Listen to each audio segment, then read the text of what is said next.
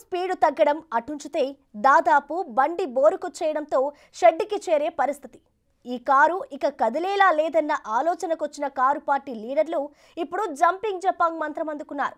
మరి కారు దిగిపోయాక కమలం చేపట్టాలా లేక షేక్ హ్యాండ్ ఇవ్వాలా, ఏదైతే బెటర్ అన్నది తేల్చుకోలేకపోతున్నారట.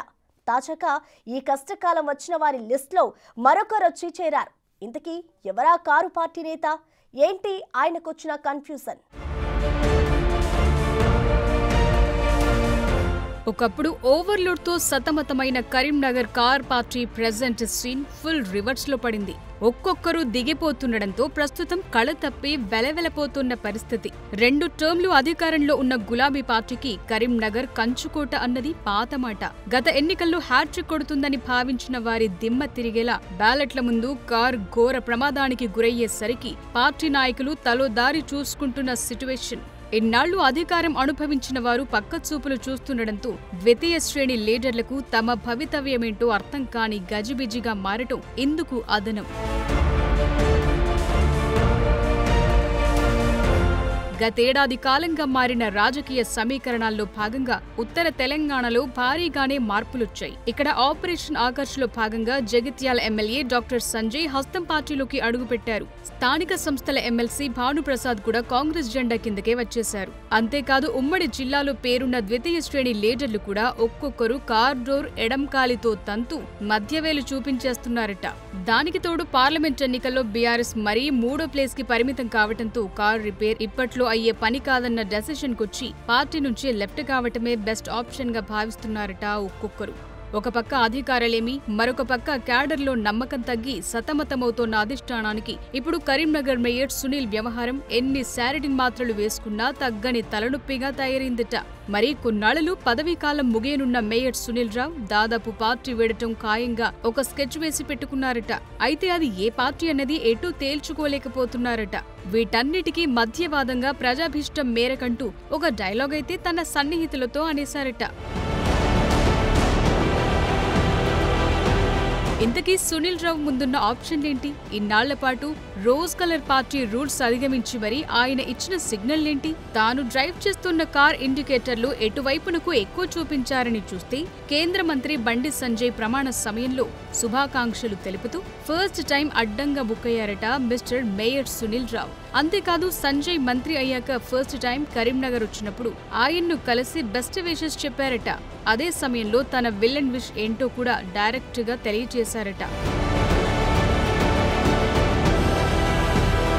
మేయర్ వరుస అతిక్రమణలు గుర్తించిన కార్ పార్టీ కార్యకర్తలు ఇదేంటి మేయర్ గారు మరీ మితిమీరుతున్నారు, అయినా ఎగస్ పార్టీ లీడర్ మీద ఇంత ప్రేమాభిమానాలు ఒలకబోయేటవేంటి, ఎంత పవర్లో లేకపోయినా ఇంత పొగరుబోతుతనమా అన్న కోణంలో చాలా మంది ఓపెన్ గానే టాకేసుకున్నారట.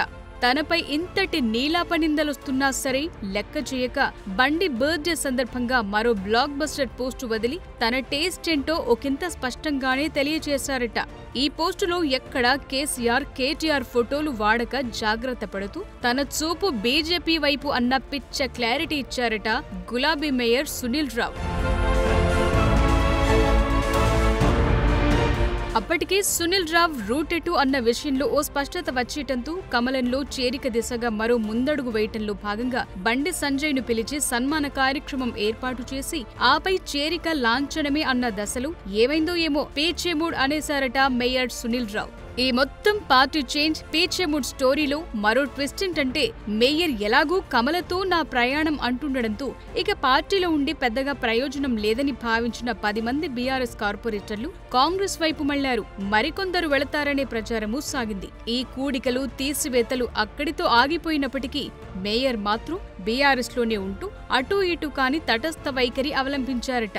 దీంతో ఇప్పట్లో మేయర్ పార్టీ మార్పు లేదన్న నిర్ణయానికొచ్చారట పార్టీలో మిగిలిన కార్యకర్తలు. కారు బండి వదిలి బండి సాయంతో కమలం చేపట్టాలని ఎంతగానో ట్రై చేసిన సునీల్ రావు ఆశించినంతగా అటువైపు కోఆపరేషన్ లేకపోవడంతో ఇప్పుడిప్పుడే కాంగ్రెస్ వైపు కన్నేసినట్టు కనిపిస్తోందన్న మరో కొత్త టాక్ ఒకటి మొదలైందట. అలాగని ఈ టాక్ స్టార్ట్ అయింది ఇప్పుడే కాదంటారు కొందరు. ఆ మాటకొస్తే కాంగ్రెస్ ద్వారా పొలిటికల్ అరంగేట్రం చేసిన సునీల్ రావు అధికార మార్పిడి తరువాత తొలుత వెళ్లాలనుకున్న పార్టీ ఇదే. మేయర్ మనసులో మాట గుర్తించడం వల్లే 10 మంది బీఆర్ఎస్ కార్పొరేటర్లు కాంగ్రెస్ తీర్థం పుచ్చుకున్నారట. మరికొందరు సైతం కాంగ్రెస్ లోకి వెళ్లే ఛాన్స్ ఉందని, ఆపై మేయర్ పై అవిశ్వాసం పెడతారనే చర్చ సైతం జోరుగానే సాగింది. అందుకే మేయర్ కాంగ్రెస్ కు వెళ్లటమే సేఫ్ అనుకున్నారట. మంత్రి పొన్నంతో పొసగకపోవటంతో కాంగ్రెస్ డోర్ క్లోజ్ కావటం కారణంగానే సునీల్ రావు మనసు కమలం వైపు లాగిందని, ఇప్పుడు అటు నుంచి కూడా సరైన సంకేతాలు రాకపోవటంతో ప్రజాభీష్టం మేరకు అన్న సింగిల్ లైన్ తో అందరినీ సస్పెన్స్ లో పడేస్తున్నారని సమాచారం. ఇంతకీ సునీల్ రావు గమ్యస్థానమేంటి అని చూస్తే ఆయన బీజేపీలో చేరే అవకాశాలే ఎక్కువగా ఉన్నట్లు కనిపిస్తోందని, BRS mayor Sunil Rao car దిగి బీజేపీ తీర్థం పుచ్చుకుని కాషాయ కండువ కప్పుకోవడానికే ఎక్కువ అవకాశాలు కనిపిస్తున్నాయని, దీంతో కరీంనగర్ బీఆర్ఎస్ కి మరో గట్టి షాక్ తగిలేలా తెలుస్తోందంటున్నారు కార్యకర్తలు.